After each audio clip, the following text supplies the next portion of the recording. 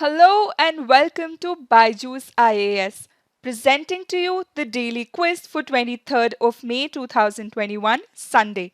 Let us begin and have a look at the first question for today. Which of the given statements is or are correct with respect to National Crisis Management Committee? Number 1. Vice Chairman of the National Disaster Management Authority is the ex officio chairman of NCMC. Statement number 2.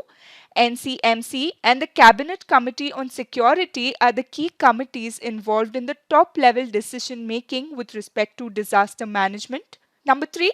It coordinates the activities of the ministries in the central government and the state governments in ensuring disaster preparedness and relief operations.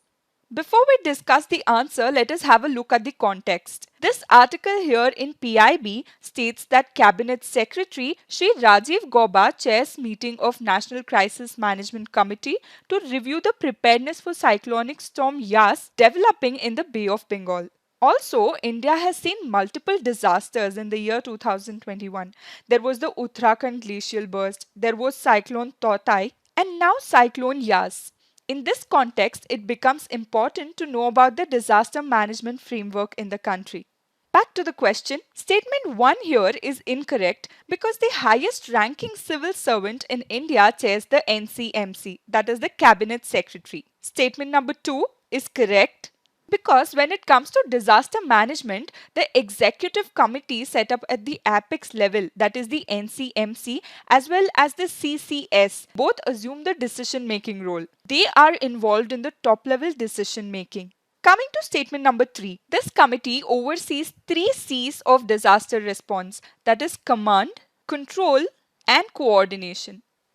While ensuring the disaster preparedness or while planning relief options, NCMC coordinates the activities of the different ministries in the central government responsible for disaster management as well as the state governments. So this statement is correct, making option D, 2 and 3 only the correct answer. Moving on to question number 2. Which of the given statements with respect to spiraling whitefly is or are correct? It is an invasive species native to Sri Lanka. It predates upon fruit plants, vegetables and entomopathogenic fungi. First reported in Kerala, it is now distributed throughout India except for Jammu and Kashmir. What is the context? This article in today's The Hindu newspaper talks about spiraling whitefly, that is Alurodicus dispersus. The spiraling whitefly is an invasive species, most of which are native to Caribbean islands and Central America.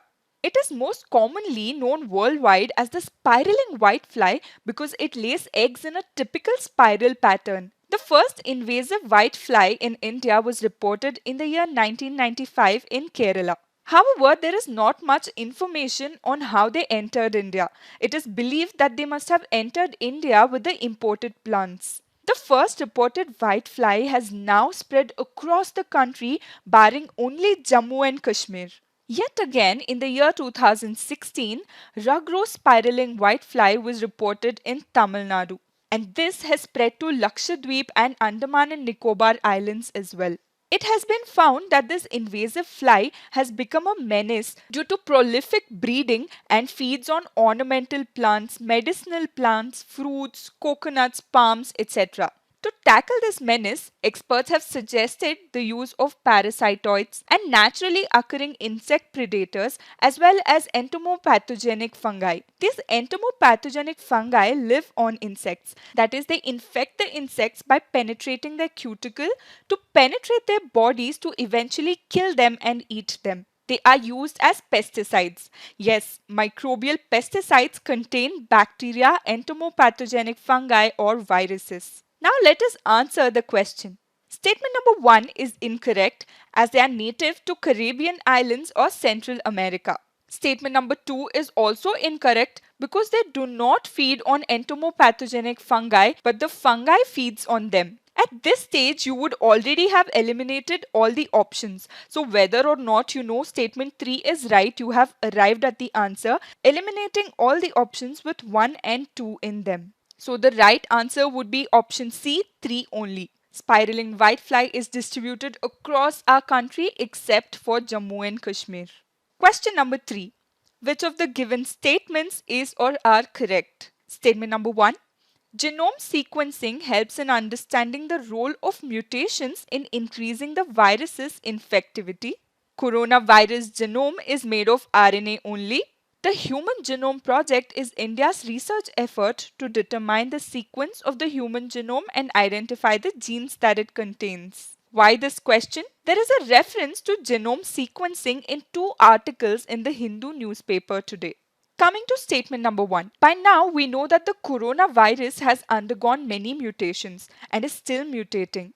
The coronavirus has a tendency to mutate as they multiply. These mutations can either be harmful or beneficial or might not have any effects at all. That is where the role of genome sequencing comes in. This helps in checking its virulence, as in what effects it could have on the host. This makes statement 1 correct. A genome is complete genetic material of an organism. While human genome is made of DNA, a virus genome can either be made of RNA or DNA. And coronavirus, as we all know, is a group of RNA virus. Hence, their genome is made of RNA, making statement 2 also correct. The Human Genome Project was an international research effort. So, this statement is incorrect. However, India does have its ambitious gene mapping project, and this is called as Genome India project. This was started drawing inspiration from the Human Genome Project. So the answer to this question would be 1 and 2 only, option A. Moving on to question number 4. Which of the given pairs are correctly matched? Cyclone Yaas, Oman; Nisarga, India; Nivar, Bangladesh; Burevi, Maldives. Yes, the most recent cyclone in news was the name suggested by Oman, so this is correct. Nisarga was suggested by Bangladesh and Nivar by Iran, making 2 and 3 incorrect. At this point, you should be able to answer the question as all the options with 2 and 3 are eliminated. So option D, 1 and 4 only is the right answer. And cyclone Burevi was named by Maldives. The naming of tropical cyclones originating in the North Indian Ocean started in the year 2004. 8 countries proposed 8 names each, making it a total of 64 names. And once this list was exhausted, a fresh list was created with 13 countries contributing 13 different names each, some of which we've discussed here today. This question was framed as there is a reference to Cyclone Yaas in today's The Hindu newspaper article.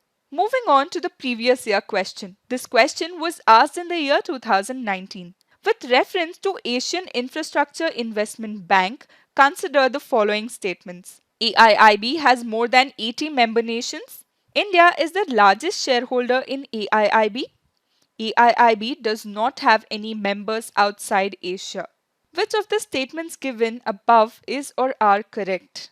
The Asian Infrastructure Investment Bank began operations in the year 2016 with just 57 founding members. However, now this multilateral development bank has 103 members, making this statement correct.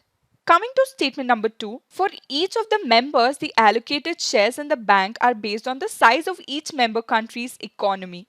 China is the largest shareholder with 26.61% voting shares in the bank, followed by India, which is at 7.6%, and Russia, which is at 6.01%.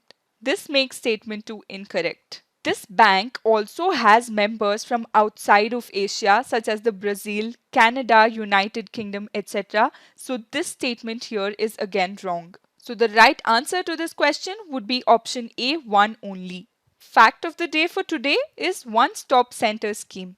This article in PIB talks about how the one-stop centers across the country have provided assistance to women in distress and those affected by violence. The scheme to address gender-based violence was implemented from the 1st of April 2015. The major aim of the scheme is to facilitate access to a wide range of services to women affected by violence and those in distress. The scheme is also called as Sakhi. This particular scheme is funded by the Nirbhaya Fund.